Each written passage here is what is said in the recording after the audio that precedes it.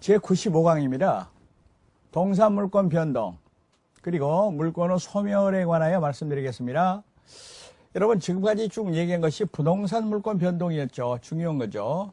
근데 물권 변동에는 동사물권 변동도 있어요. 그런데 동사물권 변동도 사실 두 가지가 있어요. 법률 행위에 의한 것하고 법률의 규정에 의한 것. 물론 법률 행위에 의한 물권 변동이 동산에 있어서 중요한 거죠. 그런데 부동산하고 단적으로 비교한다면은 부동산 물권 변동에 있어서는 등기가 공시 방법인데 대하여 동산 물권 변동에 있어서는 인도가 공시 방법이라는 거 먼저 말씀드리겠습니다. 인도는 점유 취득을 말합니다. 예를 들어서 얘기할 때 내가 냉장고를 백화점에서 샀다 그랬을 때 그 냉장고가 내 집 안에 들어왔을 때 인도 받았을 때 다시 말하면 우리 집에 배달 받았을 때 그게 내 것이 된다 이 말이죠. 여기서 인도 태양은 모양이라고 말입니다. 애는 네 가지가 있어요. 현실의 인도, 간이 인도, 점유 개정, 반환 청구권의 양도인데 먼저 전체적으로 말해본다면 현실의 인도는 준법률행위입니다. 법률행위 아니에요. 현실은 사실행위입니다. 사실행위. 준법률행위 중에서 사실행위라는 거 있었죠. 그런데 대하여 간이인도, 점유개정, 반환 청구권의 양도 이거는 의사표시가 되겠습니다. 의사표시. 현실의 인도는 현실적 점유의 성립입니다. 냉장고를 인도받았다, 시계를 인도받았다 이겁니다. 간이인도는 양수인이 이미 목적물을 점유하고 있는 경우에 의사표시만으로 인도 효과가 생깁니다. 아주 쉬운데요. 예를 들어서 얘기할 때 현재 갑의 소유 동산이었는데 을이 그거를 점유하고 있었어요. 그랬는데 즉 빌려주고 있었습니다. 갑이 을한테 빌려준 그 동산을 을한테 팔아가지고 소유권을 이전시킨다 했을 때는 빌려쓴 시계를 갑한테 반환하고 갑이 다시 판 시계를 을한테 주고 이런 거 안 하고 의사표시만으로 소유권 이전의 효과가 생긴다 그 말입니다. 그런데 점유 개정은 반대로 갑이 을한테 시계를 팔고 자기가 계속 빌려 쓰는 겁니다. 그런데 차이점, 요게 개념 정리가 확실해야 됩니다. 간이인도는 양도 전후를 통해 가지고 양수인 을이 점유를 계속하고 있을 것이고 그런데 점유 개정은 양도 전후를 통해 가지고 양도인 갑에게 점유가 인정된다라는 점에 차이가 있습니다.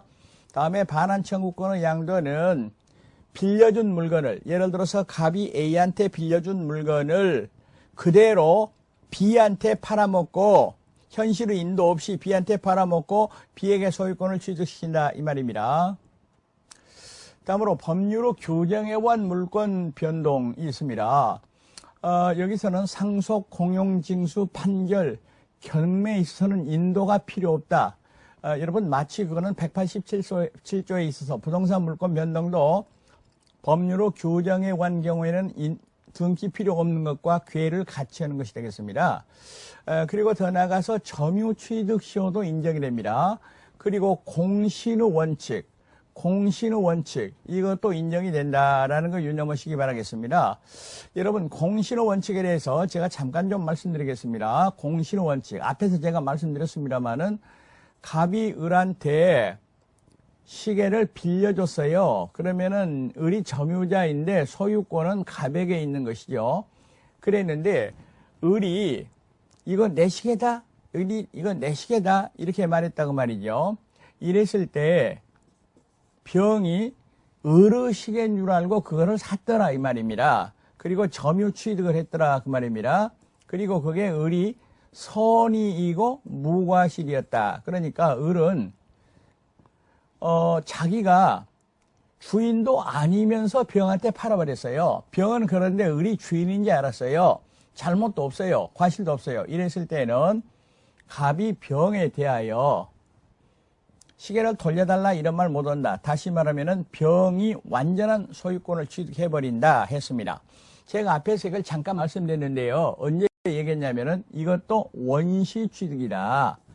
다시 말하면은 갑의 소유권을 이어받은 거 아니고 법률의 규정에 의하여 독자적인 원인에 의하여 이루어진 경우다라는 얘기가 되겠습니다.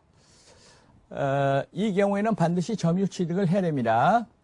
즉 이때의 점유취득은 병의 점유취득을 말합니다. 주의할 것은 병의 점유취득에는 현실의인도, 간이인도, 그리고 반환청구권의 양도 이 세 가지는 들어가는데 점유계정에 의한 점유취득은 선의취득의 요건이 되지 못한다. 네 가지죠. 그러니까 현실의인도, 간이인도, 그리고 반환청구권의 양도 세 가지는 되고 점유계정은 안 된다라는 거 확실히 해주시기 바라겠습니다.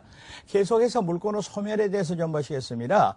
물권의 소멸 원인에 있어서는 일반적 소멸 원인으로서 다음과 같은 걸 들 수가 있습니다.